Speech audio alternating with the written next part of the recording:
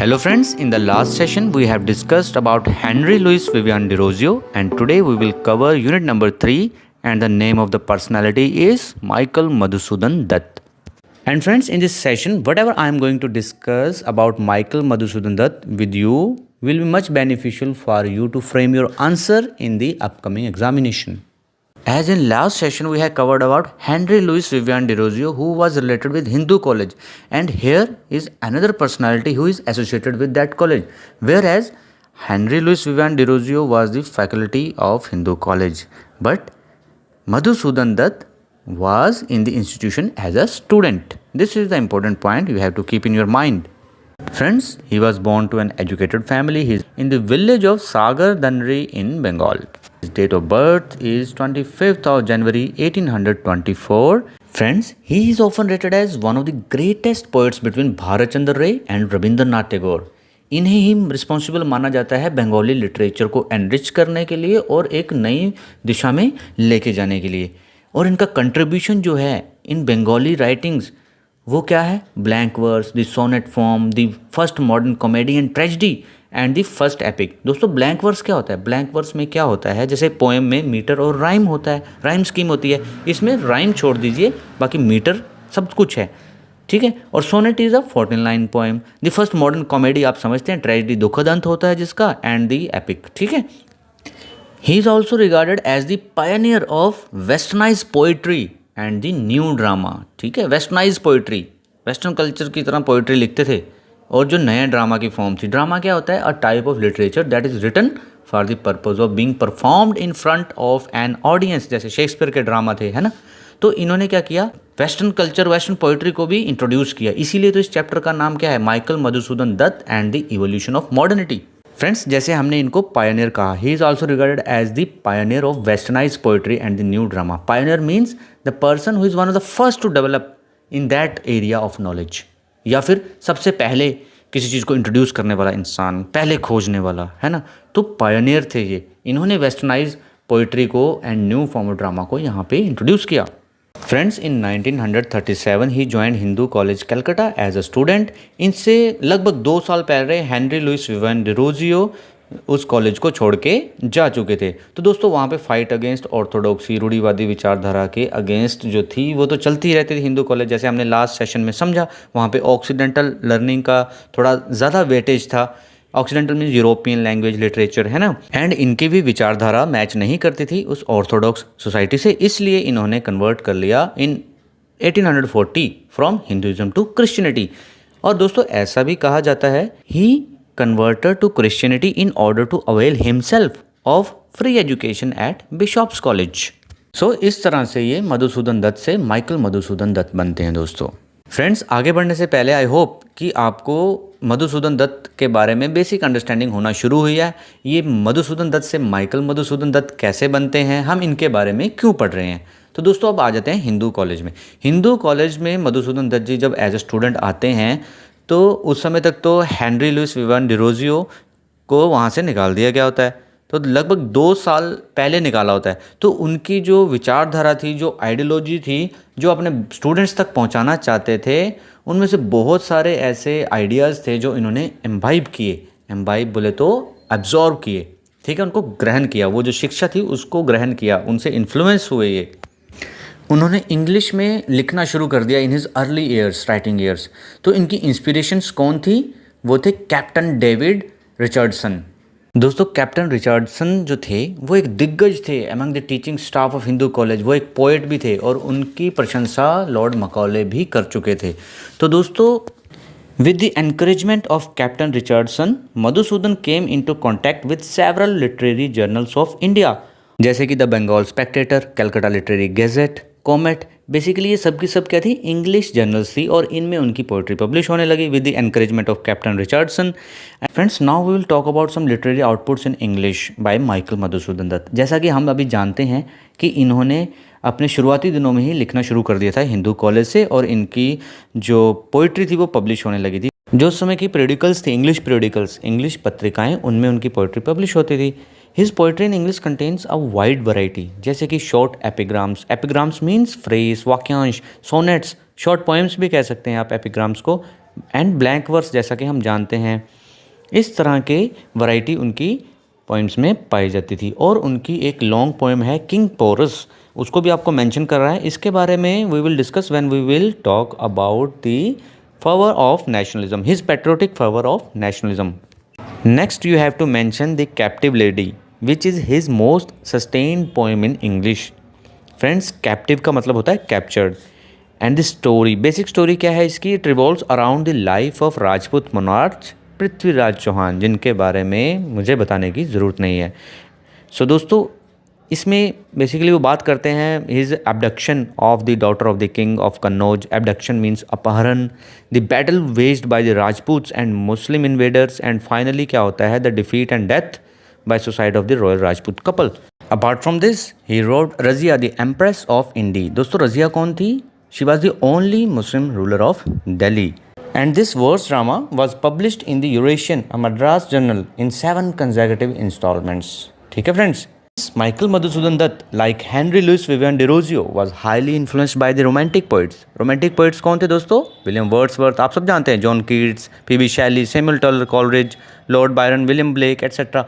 And दोस्तों, ये romantic poets nature, imagination, emotion, supernaturalism, इन सब पे फोकस करते थे। तो हेनरी लुइस विवियन डिरोजियो और माइकल मधुसूदन दत्त इनसे काफ़ी प्रभावित थे। तो दोस्तों, अभी तक हमने इनके लिटरेरी आउटपुट्स में the captive lady, king Porus, Razia, the empress of Ind, ये सब याद कर लिए हैं। आपको इन तीनों नामों को मेंशन करना है अपने आंसर में। Friends, now we will talk about Michael Madhusudan Dutt and early nationalism. हम सब जानते हैं कि द इंडिया जिसमें ये अर्ली इंडियन इंग्लिश पोइट्स का जन्म हुआ था was a country that had lost its farmer glory.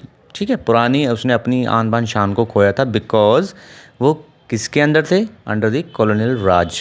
Country that was reeling under the yoke of imperialism and the colonial Raj. Reeling means लड़खड़ाते या डगमगाते हुए चलना, under the yoke of imperialism. Yoke हो गई दास्ता, पराधीनता, गुलामी। इम्पेरियलिज्म क्या हुआ? ऐसी राजनीतिक व्यवस्था जिसमें एक धनी शक्तिशाली राज्य किसी कमज़ोर राज्य पर अपना प्रभुत्व स्थापित कर लेता है, यानी कि साम्राज्यवाद। A political system in which a rich and powerful country controls other countries which are not as rich and powerful as itself, जो उनके जितने रिच और पावरफुल नहीं हैं।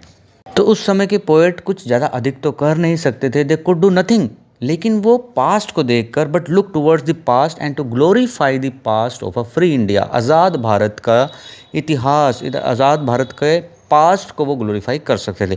Both freedom and glory had become relics of the past, means दोनों आज़ादी और शान अवशेष बनकर रह चुकी थी इतिहास में। एंड इन अर्ली पोइट्स ने क्या किया कि इन्होंने जो इनसे हो सकता था अपने लेवल पे, इन्होंने क्या किया, पास्ट ग्लोरियस इंडिया की इमेजेस को और उन अपने इमोशंस के साथ जोड़कर, अपनी फीलिंग्स के साथ जोड़कर एक अपने पोइट्री के माध्यम से लोगों के सामने पहुंचाया। For this they looked for inspiration in the past of India at the ancient myths and legends. Myths क्या होते हैं दोस्तों?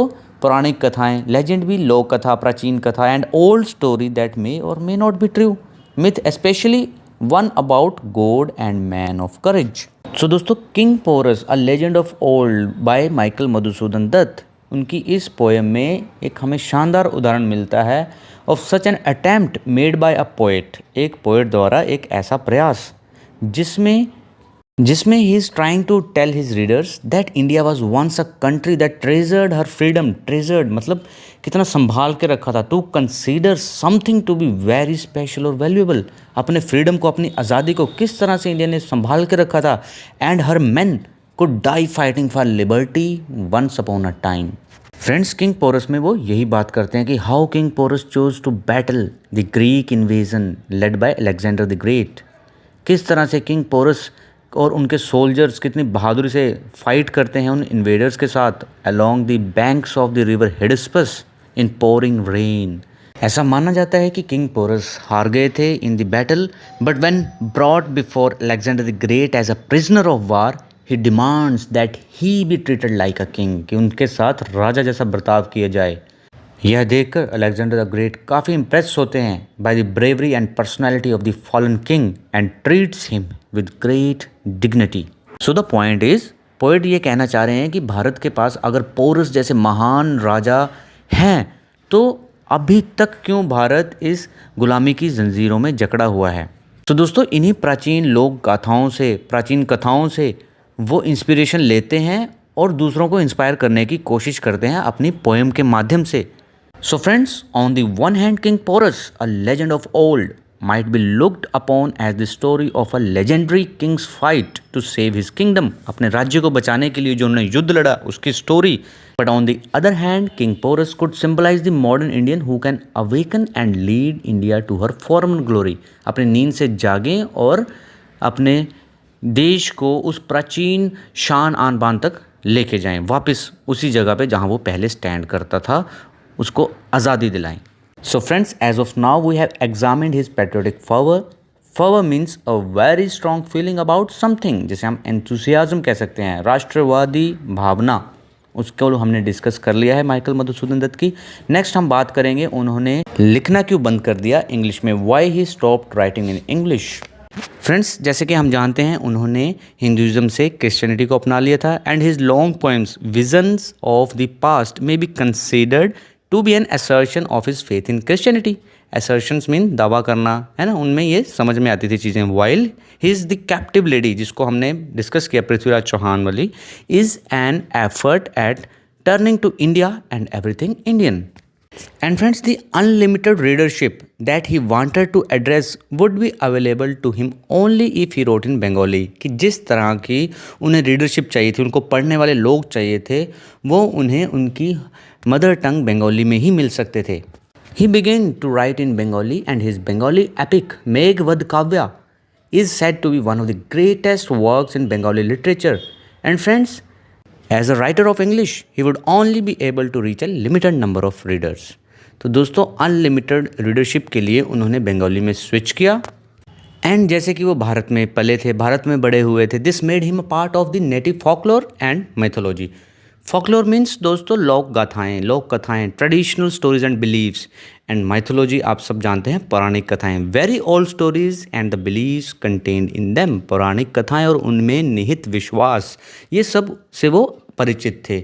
सो दोस्तों इंडिया में रहते हुए इंडियंस के बीच में जो कि अलग अलग तबके के थे सोसाइटी में से, ये भी एक पुल ओवर कह सकते हैं, जिसकी वजह से जो दत्त थे उन्होंने अपनी इंग्लिश में राइटिंग्स को रिस्ट्रिक्ट किया और अपनी ओन आइडेंटिटी में वो लिखना शुरू करने लगे। तो दोस्तों बंगाली लिटरेचर में भी उन्हें काफ़ी सफलता हासिल हुई और उन्होंने अपनी एक पहचान बनाई। सो फ्रेंड्स, अभी तक हमने माइकल मधुसूदन दत्त जी के बारे में कुछ जाना, उनके बारे में जाना, साथ ही साथ लिटरेरी आउटपुट, नेशनलिस्टिक फर्वर और हिंदू कॉलेज कलकत्ता के साथ उनका क्या रिलेशन था, एज वेल एज उन्होंने इंग्लिश राइटिंग को लिखना क्यों बंद कर दिया, उनके बारे में कुछ पॉइंट को डिस्कस किया। सो फ्रेंड्स, आपके आंसर को फ्रेम करने के लिए इतनी जानकारी काफ़ी होगी इग्नू के एग्जामिनेशन में। I hope it will be much beneficial for you. So thank you very much.